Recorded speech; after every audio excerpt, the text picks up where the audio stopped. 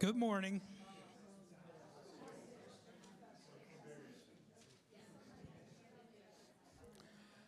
Did everybody get a handout? At least one per person? If you don't need one, Pam has them for you. It is my pleasure to introduce to you Rabbi Becca Diamond. Is it Rebecca? Officially, Okay, but you know. but you go by Becca. Rabbi Becca. Rabbi Becca. She is originally from Ridgewood, New Jersey, attended Muhlenberg College in what state, anybody know? Pennsylvania, very good, where she majored in history and minored in Jewish studies. She was ordained in May of 2022 at the Cincinnati campus of Hebrew Union College Jewish Institute of Religion.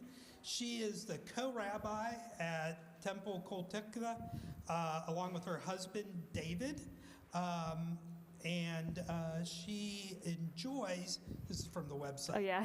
exploring greenways and parks of Lake Norman and likes to read. But here's a little known fact about Rebecca. Rabbi Becca. I'm Rabbi so sorry. Becca, sorry. Thank you. Everyone does that. Thank you, Rabbi Becca. So, I did write it like that, though. Yep. During her final year of rabbinical school, Rabbi Becca was awarded a prize for the best sermon of the year, where she spoke about council culture and how we combat it with council culture. Welcome to DCPC. Thank you so much. Thank you, John. Okay. Hello, everyone. It's so wonderful to see you all here this morning on this foggy morning. I'm honored to be asked to be here. And I'm doing a teaching that I've done many times. It's one of my favorite texts to teach. And it's about this exchange of letters between George Washington and the Jews of Newport, Rhode Island in 1790. So before we go into the text, I want to show a clip of a video. Who here has seen Hamilton? Okay, great. Okay, good. And I just saw it for the first time live at Belk Theater last week. It was awesome. So this is a clip. They actually were performing scenes from it at the White House I think it was in 2015 or 2016. So this is just a short clip from the song in Hamilton where George Washington is telling Alexander Hamilton that he's not gonna run for office again, he's gonna step down. Okay, so George Washington is the guy on the left, and Alexander Hamilton's the guy on the right, but I think you guys know that. Okay, John, I'll kind of give you a way when to stop the clip. They will say you're weak. No. They will see we're strong. Your position is so unique, so I'll use it to move them along. Why do you have to say goodbye? If I say goodbye, the nation learns to move on. It outlives me when I'm gone. Like the scripture says, everyone shall sit under their own vine and fig tree, and no one shall make them afraid. We'll be safe in the nation we've made. I want to sit under my own vine and fig tree, a moment alone in the shade, at home in this nation we've made. One last time. Okay, I know it was short. So at the end, George Washington repeated a phrase, I want to sit under my own vine and fig tree. Does anyone know where that phrase is from?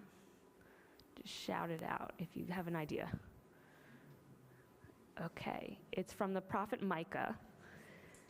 It's from scripture, and I want to sit under my own vine and fig tree, and it's a line and it's a verse that George Washington quoted often. And in the context of this, he says he's stepping back. He's not going to run for president again, and he says I want to sit under my own vine and fig tree. What do you think he means by that quoting that line? He wants to go home. He doesn't want to lead anymore, definitely. But what does this this imagery of I want to sit under my own vine and fig tree evoke? I hear mutterings, but you need to speak up so I can hear you. Peace. Okay, peace. Yes. What else? Rest. It's his own vine and fig tree. He's got his own place. It's his own vine and fig tree. He's got his own place. Great. Okay. So you guys got it. Good job on your scripture. So this is a line that George Washington used in a lot of his writings. It's going to show up in the text we're going to read today. And I just love kind of seeing that line. It is really like a classic George Washington line. And it's going to kind of weave through the themes of what we're going to read today. So let me just give a little background on what this is and why I'm teaching it. So I'm teaching this text, first of all, because it tells a lot about the place of Jews in America, both at the beginning of the founding of our country and today, and where the place of Jews are in our democracy, and also about fears about anti-Semitism and what does it mean to be a citizen, all these different kind of ideas. So we're going to kind of discuss it as we go through together. So a little bit of background. So this was 1790. What big important thing in American history happened in 1789? Constitution was ratified. Great. So Constitution 1789. So George Washington, so they had enough states to ratify the Constitution, but George Washington wanted it to be unanimous. So Rhode Island was the last state, was the last colony to join the Union.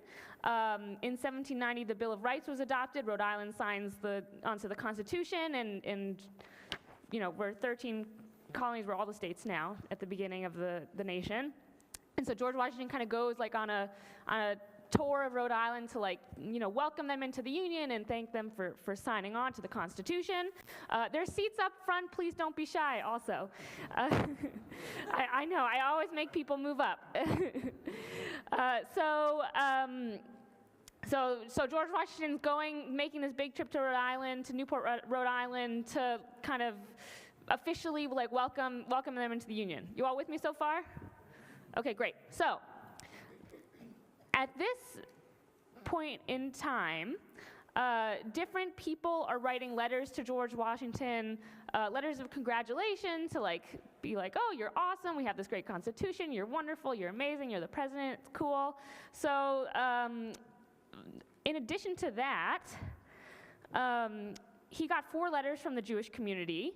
So the different Christian groups, I'd assume Presbyterians would write a letter, Lutherans would write a letter.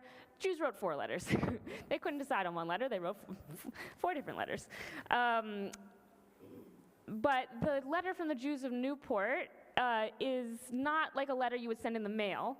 So when someone really an important politician comes into town, what usually happens? There's a reception, exactly. So there's a big reception, there's a big event in the town, and everyone comes out, and different people are invited to speak, and one of the people who are invited to speak is this Jewish man named Moses Seixas, who is the equivalent of the president of the local Jewish congregation at that time. They didn't use the word president because George Washington was the first president, and it took a while for that word to kind of filter into our lexicon. But he was basically the president of the congregation, and it's a big deal that he was asked to speak as one of the 4 speakers to welcome George Washington to Newport. And the way that they would do an address at the time, they would all give speeches, but they would do it in the form of a letter. So he wrote this letter, but it was delivered as a speech with George Washington on the stage next to him. So it's a letter exchange, but it's really a speech. Okay, so we're gonna just jump right in. Any questions so far about that? Great. The last thing I will say, so 1790, not a ton of Jews in the colonies at the time, in America now, But Newport was a center, was one of the larger Jewish populations. New York wasn't yet a big center of Jewish life. Philly wasn't yet a big center. Charleston was starting to become a center, but Newport was kind of a center for trade, and so there was a larger group of Jewish merchants who lived there. So this is really significant that they were significant enough in Newport that they were asked to be one of the 4 groups to welcome George Washington. Okay, let's jump in. So what I'm going to do, I know this is a little different than your normal format. I told John and I was like, I'm going to shake things up a little bit. They're like, okay. So I'm going to ask people to read kind of sections of these letters, and then I'm going to pause you abruptly, and then we'll talk about it. So could someone just raise their hand, and we're going to start with the letter from the Jews to George Washington. Can someone please raise their hand to read that first paragraph? And then you'll use the microphone.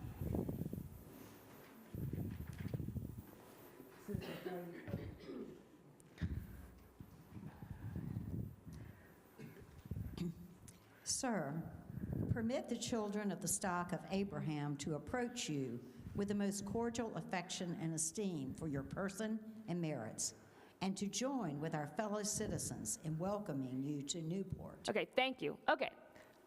2 significant things in this opening, and I've bolded them. So the first, how does Moses Seixas refer to his own community, refer to the Jews? What language does, what words does he use?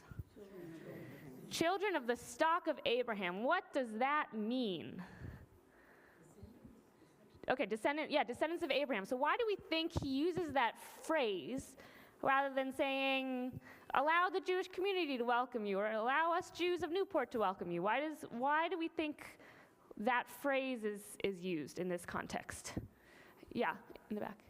Because Washington, among other things, is a farmer and understands the word stock comes from rootstock, or things that grow. Also livestock. That is a good guess. That is not the answer, but I really appreciate that. Yes. Heirs of the promise? I'm sorry? Heirs of the promise? What does that mean? The promise to Abraham. Oh, bearers. Heirs of it, that they will, they will populate their seed, and the 3 tenets of the promise to Abraham, that they are to perpetuate this. Okay. Also a good guess. Also not exactly it, but keep coming with them. This is great. Is it religious freedom? Because our country was founded on religious freedom. There's definitely something about religious freedom here. Hand in the back, and then I'll tell you guys the answer. To establish the relationship, we're all children of Abraham, Father Abraham and his sons. Yes. So that's it. So this is really, Jews are a minority. It's majority Christian.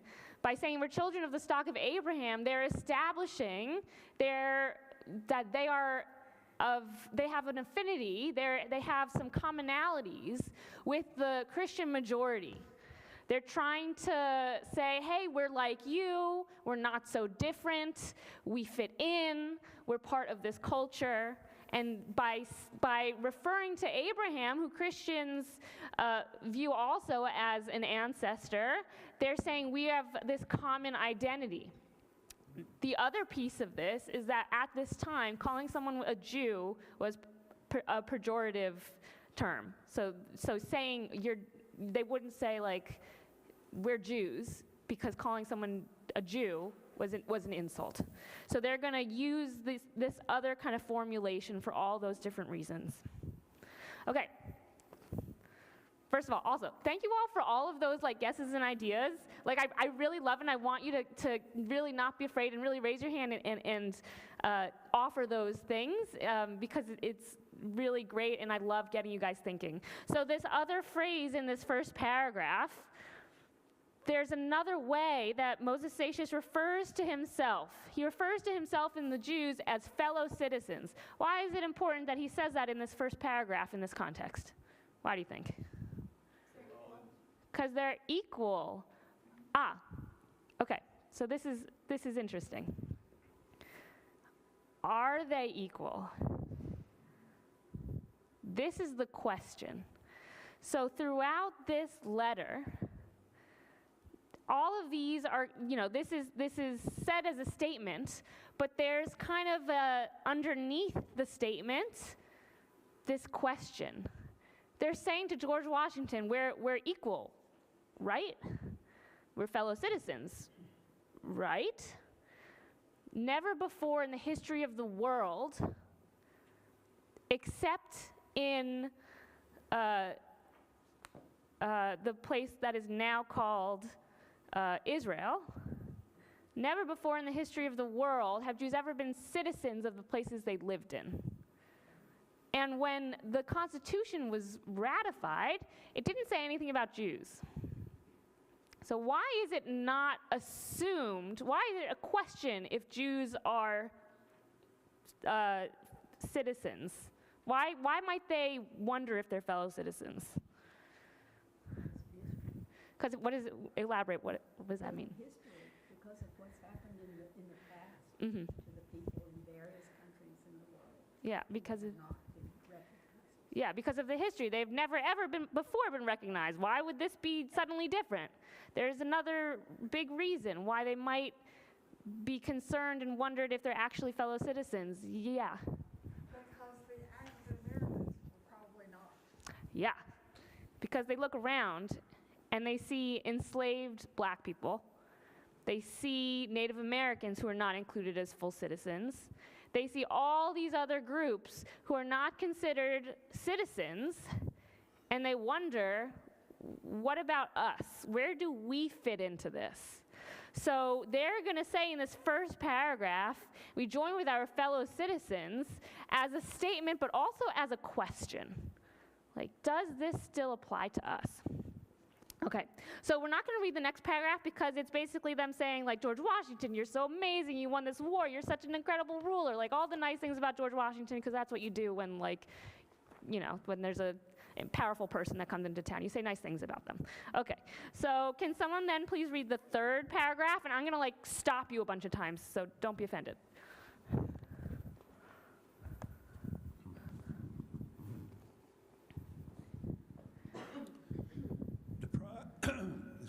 Deprived as we heretofore have been of the invaluable rights of free citizens. Okay, pause there. I told you I was going to pause you. Okay, pause there. What are they referring to there, just in that beginning of that sentence? History, that they haven't been full citizens anywhere. Okay, so history in general, like never have they been citizens anywhere. Okay, what else? Yeah.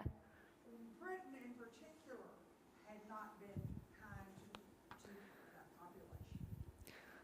That's true. However, this is something I forgot to tell you all.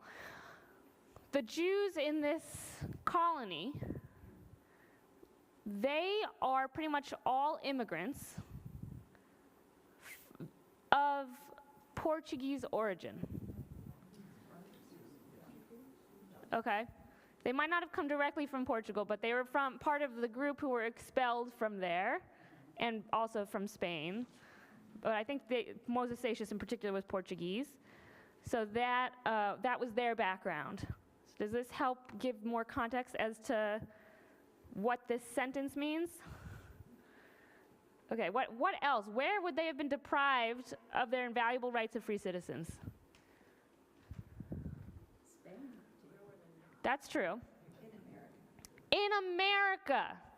Okay, 1790. 1790, the Bill of Rights, the Constitution is just ratified by the state they live in. It's like new. Previously, they weren't citizens. They didn't have rights. In a lot of places, they couldn't own land. They couldn't hold office.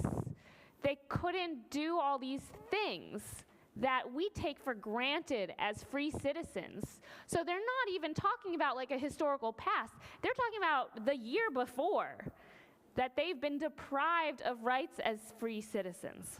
Okay, sir, can you continue reading, please? We now, with deep sense of gratitude to the Almighty Disposer of all events, behold a government erected by the majesty of the people, a government which to bigotry gives no sanction, to persecution no assistance, but generously affording to all liberty of conscience and immunities of citizenship, deeming every one of whichever nation, tongue, or language equal parts of the great government machine. Okay, pause there. Thank you. Okay, what was that section just saying? It looks like this government's been set up to make us citizens. It looks like this government's been set up to make us citizens. Yeah, what else about this government is he mentioning? It's erected by the people.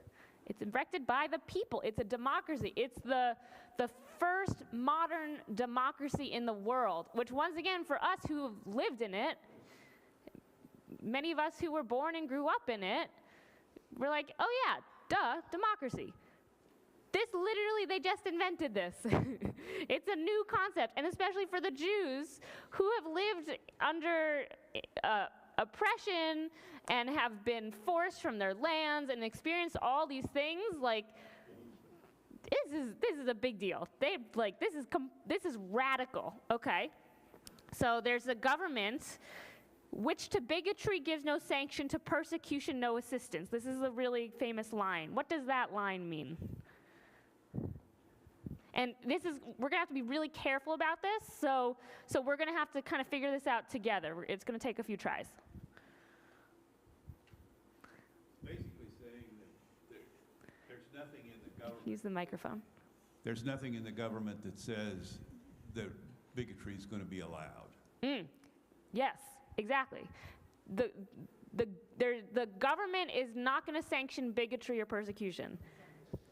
The government's not allowed to persecute anyone. Does that mean there's no bigotry or persecution in America? No. Why? We have slavery, for sure, so that is the government sanctioning bigotry and assisting persecution, so first of all. And what else does this mean for bigotry and persecution in America? Who can sanction bigotry and assist persecution? Individuals. So it's important to note, and the writer of this letter is very careful about this, it's a big deal. The government is not going to persecute the Jews. Hopefully. All of this has a question mark on it. But he is not so naive as to think there's not going to be any anti-Semitism. But the big change is that it's not going to be the government who is the origin of it. Do you have a question? Yes. Yeah. How do you feel that it applied to the states? Because the Constitution, we don't get the 14th Amendment bringing those kinds of things in and applying to the states for another 100 years. Repeat the question. Thank you. Like, how does this apply to the states? Like, this is about the federal government. How does it apply to the states? Is that the question? Yeah, that's a good question. And I could be wrong. I could always be wrong. We could all be wrong. My assumption at the time is that they haven't worked out all of the, obviously, the state government stuff. Still doing that hundreds of years later. But I think at the time the idea is like we as like a colony now going to be a state are going to like be part of this constitution and submit to this. And so I think like the general idea everyone has is like, okay, Rhode Island's going to be on board with all this. Like we're part of that now. They'll work out all the details over time. Yes.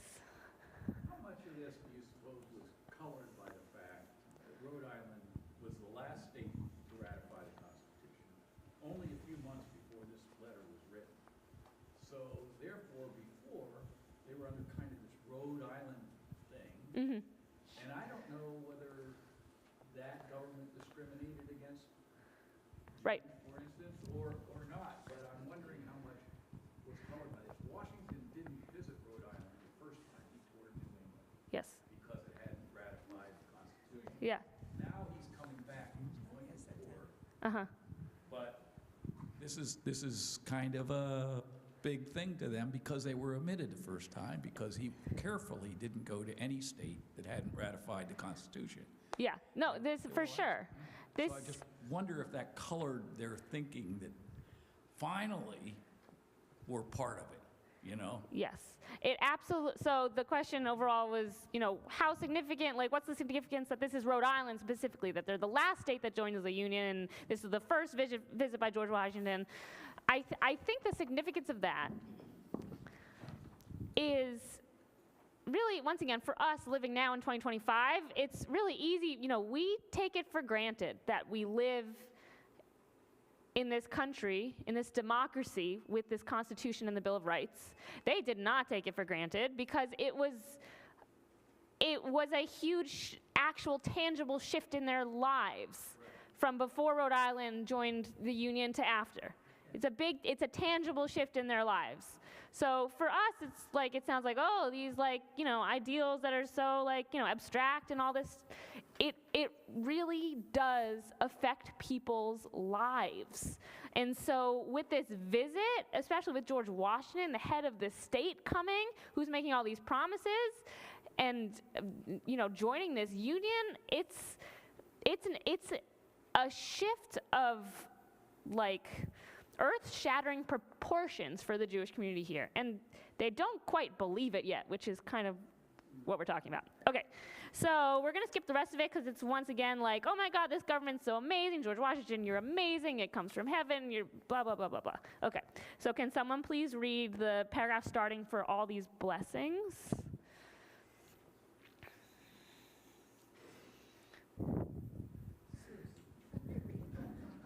Oh, Mary's going to do it. Good. For all these blessings of civil and religious liberty, which we enjoyed under an equal, benign administration. Okay, pause there. I know it's not the end of the sentence, but that's the significant part. Okay. So There's important words in there. What are some important things in that partial sentence? Religious liberty, great, which is a new thing in the world. And it comes not in the Constitution, but in the Bill of Rights. Yes, and it comes, yeah. Remember my history. One Yes. of the things Rhode Island was holding out was the protect, those first 10 amendments that make up the Bill of Rights, one of which is the protect. Yes, so just to repeat so everyone on the live stream can hear. So yes, so religious liberty, which, you know, Rhode Island was holding out because they wanted the Bill of Rights, which under the First Amendment ensures religious liberty. And so this is kind of why Rhode Island is okay now finally ratifying the Constitution, because of this religious liberty, civil and religious liberty. Both these things are extremely important, especially to Jews. And once again, they're almost like civil and religious liberty. Like, do you actually know what you put into this Constitution? Does this mean what we think it means? Because this is almost too good to be true. Okay, what else does it say, a key phrase in here that's really significant? Equal benign administration. What does that mean? I'm sorry? They're not going to, you know, everybody's going to be equal. Everyone's going to be equal. And who's going to recognize them as equal? The government.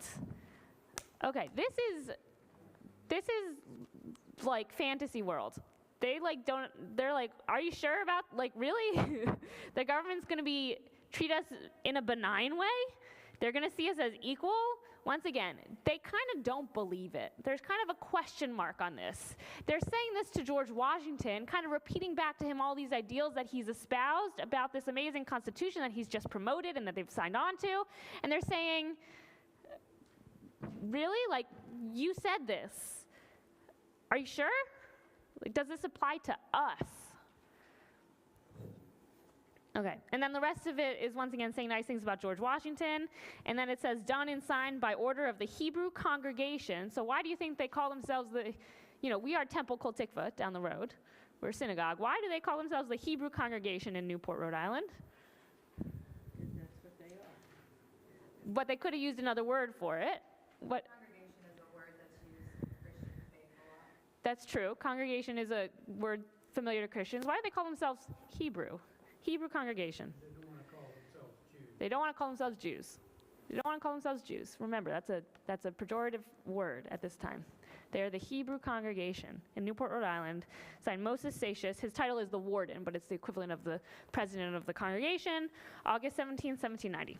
Okay, so what's like the tone of this letter? Like the emotional tone of it? Positive, hopeful, skeptical. What else? Assertive. What? Assertive.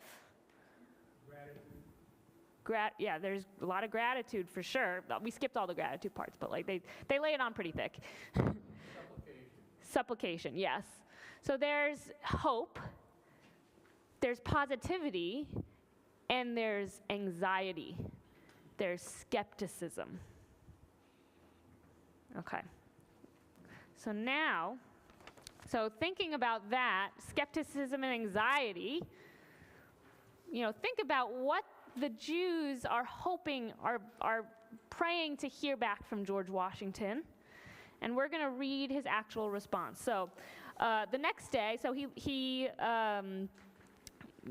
you have a question? Yeah, so my question would be like, what's the time between this letter and George's response? Yeah, you can see. So the first letter is dated August 17th, and the next is August 18th. One day to marinate and respond. Yeah. So he's a busy guy.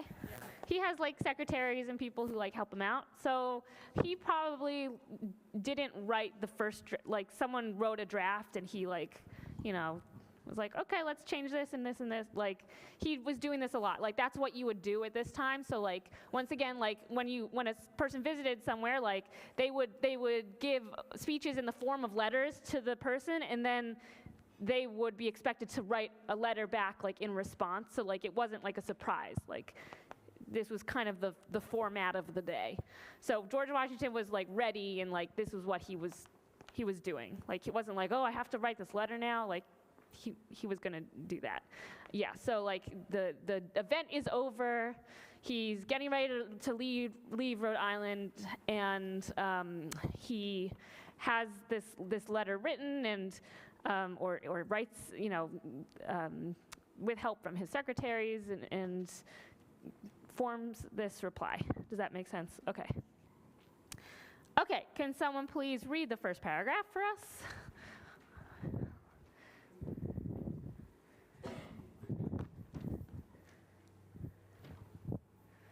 Gentlemen, while I receive with much satisfaction your address replete with expressions of affection and esteem, I rejoice in the opportunity of assuring you that I shall always retain a grateful remembrance of the cordial welcome I experienced in my visit to Newport from all classes of citizens. Okay, pause. So let's put ourselves into the mindset of the Jewish community reading this letter. They read that first paragraph. What jumps out at them? Citizens. So what do they understand? Why is George Washington using that word in this first paragraph? And what does it mean to the Jews reading it? He's affirming that they're citizens. So remember, if you look at the first paragraph of Moses Satius' letter, he refers to himself and the Jews as fellow citizens. And remember, put a question mark on that. He's asking. It's actually a question to George Washington. And George Washington is answering that question saying, yes, you're citizens. So it's very significant that he uses that word in the first sentence of his response. Yes? This whole time we've been reading, I've also been thinking about the role women plays in this whole scenario. Yes. And the fact that it was addressed to gentlemen. Yes. Put that exclamation point down. How did the Jewish community at that time regard women and include them in the community of faith? Mm-hmm. Are they included in this whole letter? Or is that still kind of not the citizenship they're talking about? Yeah, they're kind of not. Yeah. I'm so, the place of women in this, because it's written to gentlemen, and we're kind of Jews in the community this time. I would say it's very similar to the place of like women in like the Christian sphere at this time. They're not the leaders in the congregation. They're mostly in the domestic sphere. They don't have much of a voice in this. Just background for you all. So the first woman ordained as a rabbi in America happened in 1972. So which was 53 years ago, and her name is Rabbi Sally Prizan. She spoke at my ordination, which was the 50th anniversary of her ordination. So maybe I can come back for another class about that, but yeah. Thank you for asking, and it's exactly what you think it is. I have a quick question. Yes. When he mentions from all classes of citizens. Yes. Is there some nuance to the classes of citizens? Yeah. Like, are there asterisks by? I get that asked all the time, and I've like looked into this and kind of read about it, and I truly think the answer is no. That he's the way that we consider like classes of citizens is not how George Washington is trying to, is what he's saying. It's more broadly, and he's basically saying like Jews are also citizens. He's saying like you're Jews and you're citizens. He's trying to say that without saying it. He's not saying they're like a different kind of citizen.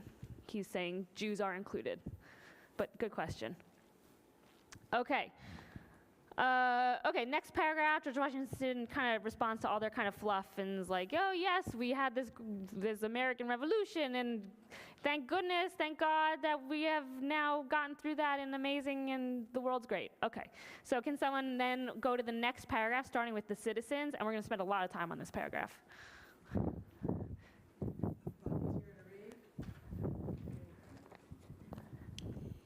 The citizens of the United States of America have a right to applaud themselves for having given to mankind examples of an enlarged and liberal policy. Okay, pause.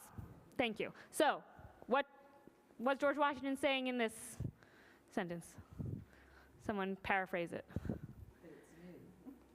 What's new? That phrase right there, the enlarged and liberal policy. Okay, what is he referring to? What is George Washington referring to with the phrase enlarged and liberal policy?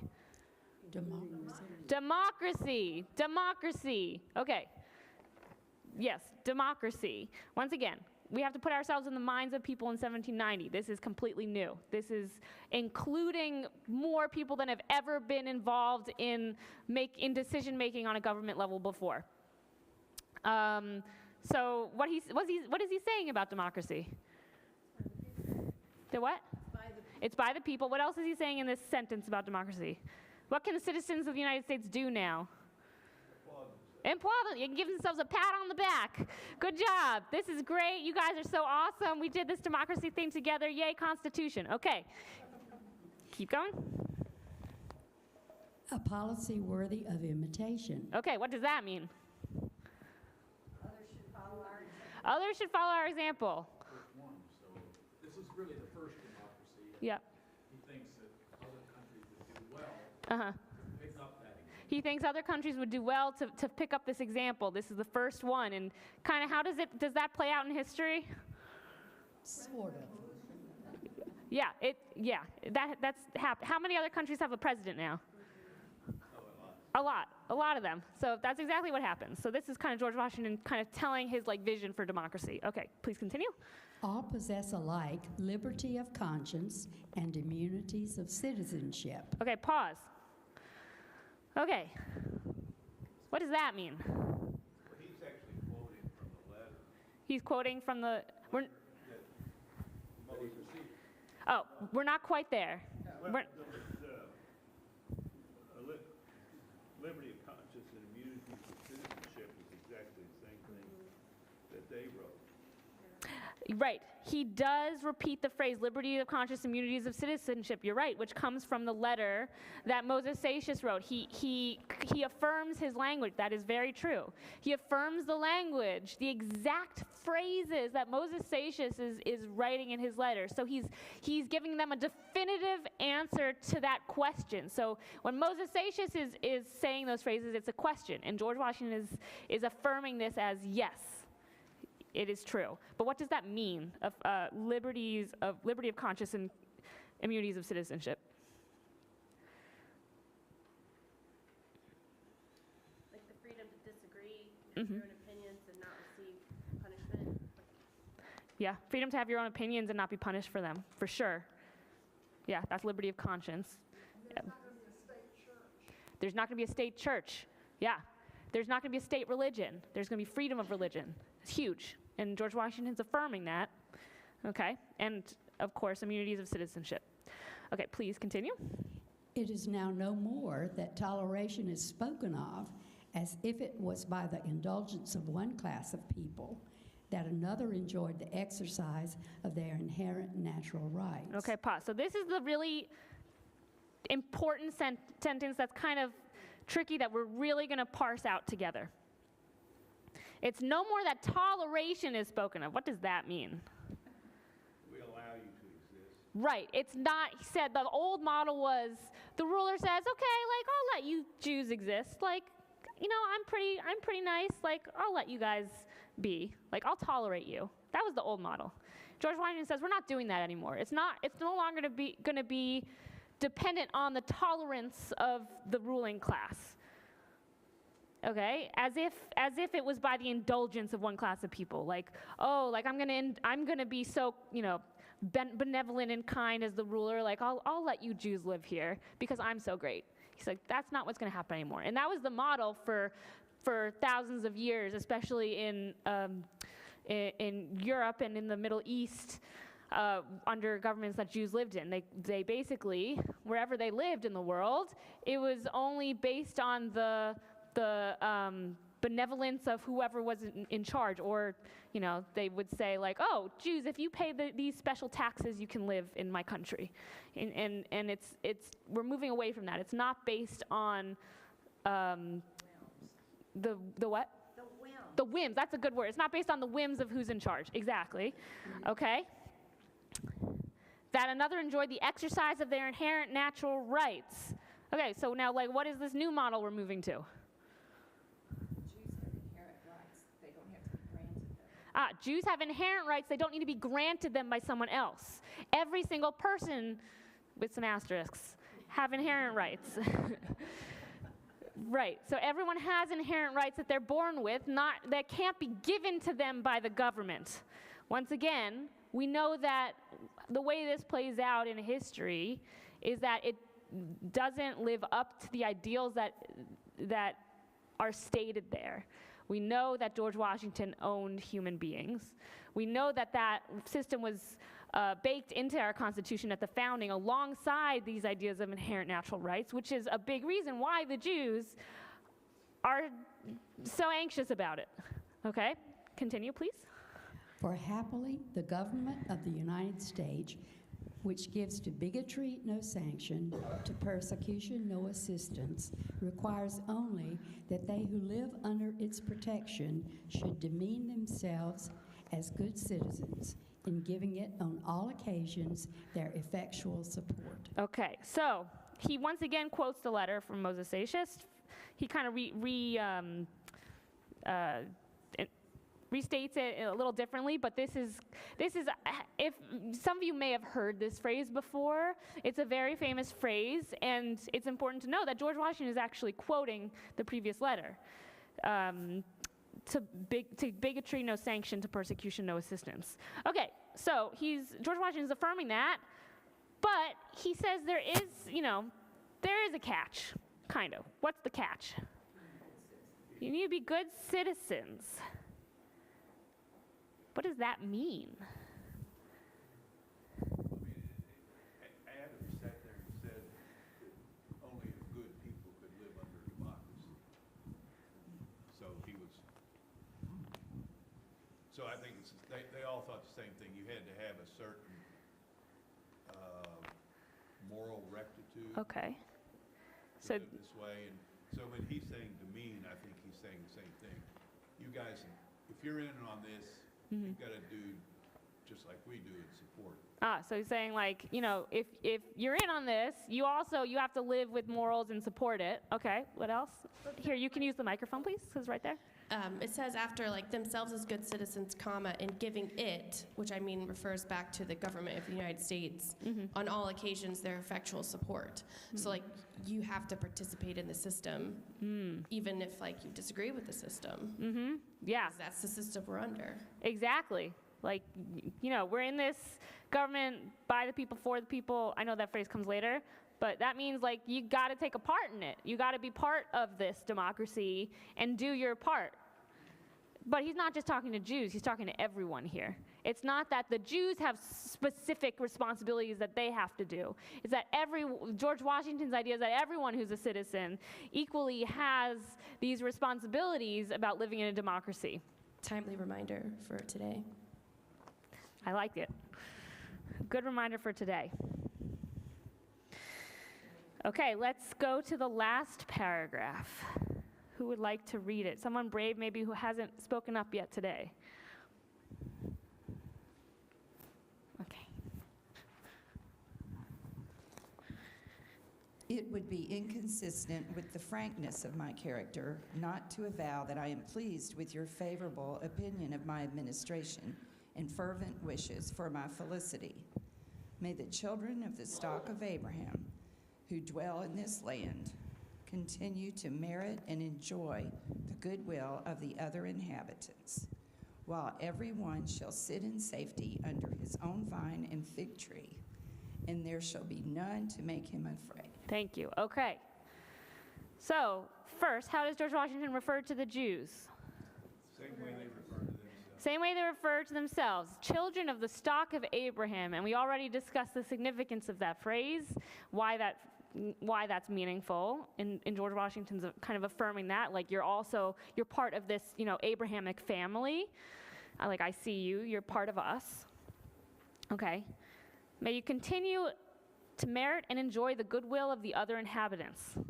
What is George Washington saying there? May the other people treat you just as well as you treat them. May the other people treat you just as well as you treat them. Okay. So remember what we said. What is promised under democracy about persecution? The government's not going to persecute anyone. But what can democracy not guarantee? Individuals, the actions of individuals. So George Washington is acknowledging this. George Washington is saying, for as amazing as this government is and this democracy is, I pray that your fellow citizens accept you. And this is, George Washington acknowledging the reality that Jews live under in this time. Okay, and then he uses that phrase that we talked about at the beginning. While everyone shall sit in safety under his own vine and fig tree, and there shall be none to make him afraid. So why is George Washington including that phrase at the end of this letter in this context? What do you think this phrase evokes here to the people reading this? And can you elaborate? History of the Jews? What does that mean? Well, he's referring to the scriptures in the Old Testament on which they base their culture. Okay, that's okay. I'll repeat it. So he's referring, right? There's the scripture in common, and he's using that for sure. But George Washington uses that. It's important to note in a lot of different contexts. It's one of George Washington's favorite passages from scripture. So for sure, it's a common text. And I think George Washington would use this regardless because this is a really important phrase to George Washington. So why is George Washington using this phrase here? And what are the Jews hearing when they hear it? Yeah. Speaking of property rights, it's like the ability to have land is a fundamental component of democracy. Okay, so he's mentioning property rights. I think, that's very true. However, I do think that this is a little more like abstract here, not about something like one of the tangible rights of citizenship, but that is a really good idea here. What kind of ideas and emotions, let's do with like emotions does this evoke? Safe. Feeling safe. Feeling safe. What else? Acceptance. Protection. Freedom. Yeah. So this is how George Washington views America, with all of those ideals. And George Washington is saying, may you and may everyone in this democracy, this is the point of democracy, may we all be able to sit under our own vine and fig tree and let us not be afraid. this is kind of the ideal, the promise of George Washington, and that George Washington is promising to the Jews. Like, you are included in this Constitution. You are guaranteed these rights. You have the right to sit under your own vine and fig tree and not be afraid. This is the head of the government telling this to the Jewish community. And the Jewish community, well, let's talk about that. What do you think they feel after having read this letter from George Washington? What emotions do they feel? Like, you know, we talked about the anxiety and the hope, and now what do they feel like after? They could feel some relief, for sure. What else? Happy, validated. Yeah, George Washington's repeating their language. What else, though? Worthy. I'm sorry? Worthy. Worthy. Worthy of citizenship, worthy of these freedoms. Hopeful. Do you think they all fully believe this? No. No. Even though George Washington's affirming this, there's still, after reading this response from George Washington, this skepticism, this worry. And a challenge And for them. the challenge? What challenge? For them to live up to what he expects Oh, them to do. the challenge to live up to what George Washington expects, for sure. Like, what does it mean to be a good, George Washington wants us to be good as citizens? Like, what does that mean? That wasn't in this Constitution. Yeah. When you said they delivered 4 letters, were they all sent like kind of simultaneously, or was there like a back and forth exchange? Or sent by different? Different groups. So they're like the Savannah Jewish community sent a letter. Hold on. One of the letters of the Philly congregation sent a letter in 1787 to congratulate George Washington. He wanted to like get all the congregations to write a unified letter, but they all couldn't agree, so that the Savannah community wrote their own. And then there were 3 Jewish Masons of Newport who wrote their own letter. So like, I'm wondering if there was a series of back and forth in any way, if the tone changed over time. it's a good question. That's a really good question. I don't know, and that would be, I'm very curious to know that too. Yeah. I'm curious, is there a first draft of this letter attributed to George Washington that exists? I've always found that the original draft, you know, is influenced. Perhaps you said is there were secretaries. Yeah. I've always learned Alexander Hamilton, especially early in his relationship with George Washington, really wrote most of the correspondence, at least during the wartime, and I wonder how much Alexander Hamilton might have influenced this particular letter. Well, I think right now at the time, Alexander Hamilton's busy running the Treasury. But yeah, for sure, George Washington had other secretaries to help him. You know, he had a lot of things to write. I don't know if there's a first draft that we have. I just don't know. The answer is I don't know. I'm so sorry. So I want us to just pause a second. There's just one last thing I want us to talk about. And that is, what does this have to do? So this was written in 1790. Is this still relevant today? And if so, what parts? And yeah. My heart breaks every time I drive up to your temple and have to see the police car parked down there. Yes, alas, it is relevant. Yes, it is. Yeah. It's relevant, yeah. So today, once again, we are still dealing with Jew hatred, and once again, the government officially cannot sanction persecution, but our fellow citizens have the same freedoms that we do, and everyone has freedom of conscience. And that's the flip side of democracy.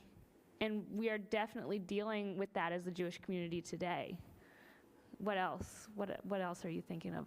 Yeah, hold on. Can you pass this back? For me, it would be easier to hear your opinion on what you think is irrelevant in these letters, because I don't see anything personally that's irrelevant. Do you see anything that he wrote that you say, oh, that was 230 years ago? It's amazing that we can read this letter 230 years later, and 230, about? Yeah. And say, wow, that resonates right now. You know, right now, that's That's completely true. There's very little from back there that is Yeah. including the Constitution. You know, there are parts that would be irrelevant now, are irrelevant. For sure, I agree. I think that's why I'm teaching it. I really think it says a lot about the world we live in now. Yes, sir? Yep. I think it also speaks to a kind of sense of the need for kind of eternal vigilance, that's what the Jews here are doing. That's a little bit what the Rhode Island people were doing, resisting, waiting, holding out.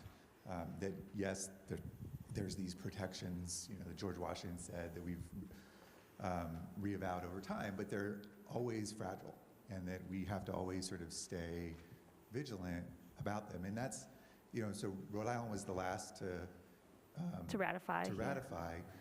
They're also, I actually just was doing some research on this, so they're also the only colony not to write a new constitution after joining.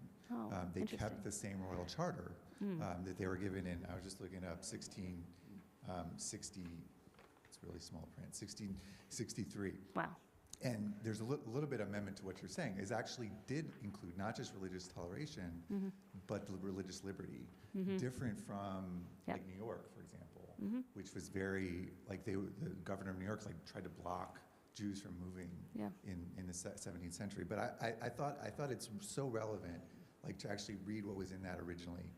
No person within the said colony, this is in the Royal Charter from 1667, at any time hereafter shall be anywise molested, punished, disquieted, or called in question for any differences in opinion in matters of religion.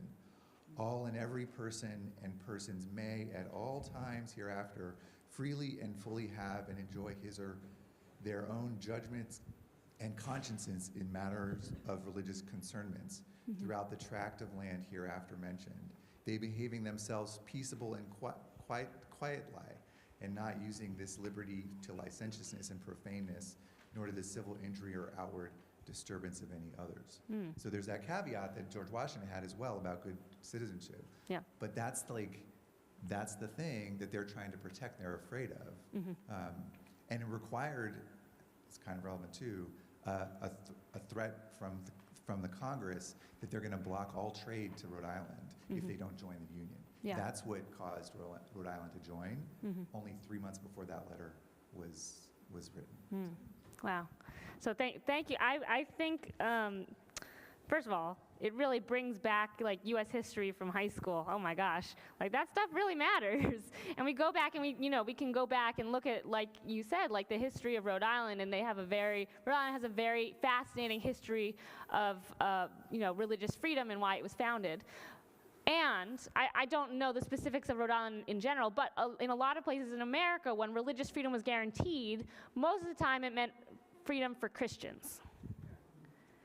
So even then in Rhode Island, the question is, are Jews included in that?